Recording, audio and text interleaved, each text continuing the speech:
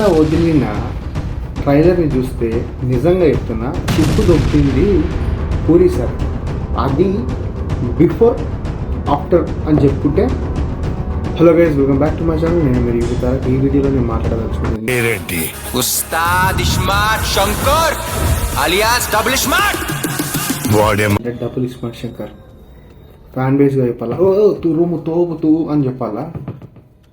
అస్సలు కాదు. ట్రైలర్ మీరు చూస్తే మీకు క్లియర్ గా అర్థమైపోతుంది సినిమాలో స్టోరీ ఏంటనేది. ఇస్మార్ట్ శంకర్కి మనం చూసుకుంటే దాంట్లో అమ్మా నాన్న క్యారెక్టర్ తక్కువ ఉంటుంది. ఇస్మార్ట్ శంకర్ చూసుకుంటే ట్రైలర్ కట్ కానీ, టీజర్ కట్ కానీ, గ్లింప్ కానీ అప్పట్లో హైప్ సృష్టించింది. పూరి జగన్నాథ్ గా ఒక కంబ్యాక్ మూవీగా అయింది. రామ్ పోతినేని కెరియర్ లో మాస్ మసాలా మూవీగా నిలిచింది. ఏదైనా ఉంది అంటే బిఫోర్ ఆఫ్టర్ అని చెప్పుకుంటే రామ్ పోతినేనికి పూరి జగన్నాథ్ గారి సినిమా ఇస్మార్ట్ శంకర్ అని చెప్పుకోవచ్చు. కానీ నా వదిలిన ట్రైలర్ని చూస్తే నిజంగా చెప్తున్నా చిప్పు దొబ్బింది పూరి సార్కి. కొత్తదనం కంటే పాతదనం చాలా ఉంది. దానికి తోడు 3.5 నిమిషాల ట్రైలరు మీకు 2.5 గంటల సినిమాని 3.5 నిమిషాల ట్రైలర్లో చూపించేసిండు. ఎలా వస్తారు సార్ థియేటర్కి రావాలి అంటే? ఈ రోజులలో రివ్యూలు చెప్పేవాళ్ళైనా కొంతమంది ట్రోలర్స్ అయినా చిన్న దొరికితే సార్ దాన్ని ఇంత సాగదీస్తారు కదా. ఏ నమ్మకం మీద సార్ మీరు ట్రైలర్ని అలా వదిలేరు?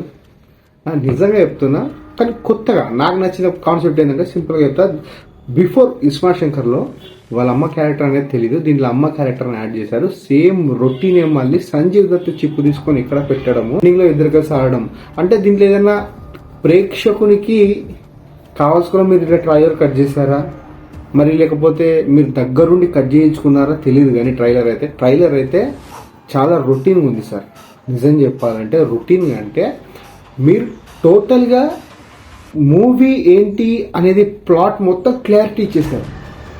ప్లాట్ మొత్తం క్లారిటీ ఆ 3.5 నిమిషాల్లో ఇస్మార్ట్ శంకర్కి అమ్ముందని చూపించారు. వీళ్ళు కొడుతుంటే వాళ్ళ అమ్మ వస్తుంది, హీరోయిన్ వస్తుంది, హీరోయిన్ మళ్ళీ తీసుకొని ల్యాబ్కి తీసుకుపోతుంది, ల్యాబ్కి తీసుకుపోయిన సంజీవ్ దత్ క్లారిటీగా చెప్తాడు, నా మైండ్ నీలో ఎక్కిస్తున్నారా అంటాడు.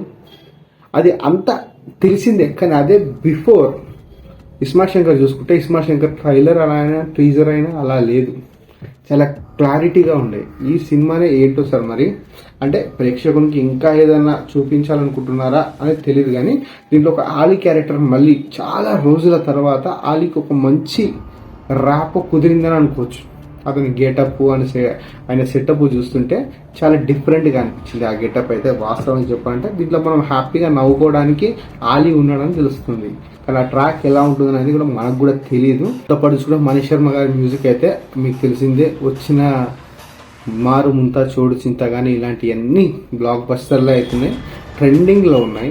కానీ వీ హోప్ సినిమా చాలా బాగా నడవాలి, ఎందుకంటే ఇది పూరి సార్కి కంబ్యాక్గా ఉండాలి అని అనుకుంటున్నాం. ఎందుకంటే లైగర్ తోటి అతని కెరియర్లోనే చాలా biggest worst openings and disaster చూసింది ఎవరైనా ఉన్నారంటే అది పూరి జగన్నాథ్ గారే. అతనికి అది నథింగ్, అది నథింగ్. కానీ ఏంటంటే పూరి సార్ని మనం చాలా ఇష్టపడతాం ఫస్ట్ ఆఫ్ ఆల్.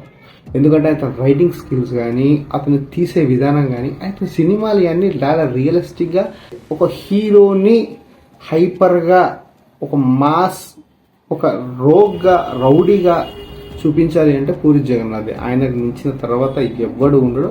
అంటే ఆయన స్కేల్స్ బార్డర్ దాటి రాస్తాడు హీరో క్యారెక్టర్, అందరికి తెలిసిందే. అలానే ఆయన దగ్గర నుంచి చెక్కబడిన వాళ్ళు ఎంతో మంది ఉన్నారు. ఓకే, ఇప్పుడు మనకి ఇది రామ్కి కాదు, కంబ్యాక్ ఇస్మార్ట్ శంకర్ అనేది ఖచ్చితంగా హిట్ కావాలని కోరుకుందాం. పూరి సార్కి గట్టిగా డబ్బులు రావాలా, చార్మికి గట్టిగా డబ్బులు రావాలా, ఓవరాల్గా ఈ సినిమా కోట్ల క్లబ్లోకి వెళ్దామని మనం దేవుని ప్రార్థిద్దాం. అంతకు మించిందైతే ఏది లేదు. ఎందుకంటే టీజర్ చూసిన తర్వాత, ట్రైలర్ చూసిన తర్వాత హోప్స్ పోయినాయి. ఫస్ట్ ఆఫ్ ఆల్ హోప్స్ పోయినాయి. థియేటర్కు వచ్చి టికెట్లు తెగేదాకా పరిచాను. ఇన్ కేస్ ఈ సినిమా గనక కొద్దిగానైనా నెగిటివ్ టాక్ వచ్చిందా, అమ్మో దేవుడా అనొద్దు, కానీ వచ్చిందా షర్ట్కి వెళ్తే పోయాయి.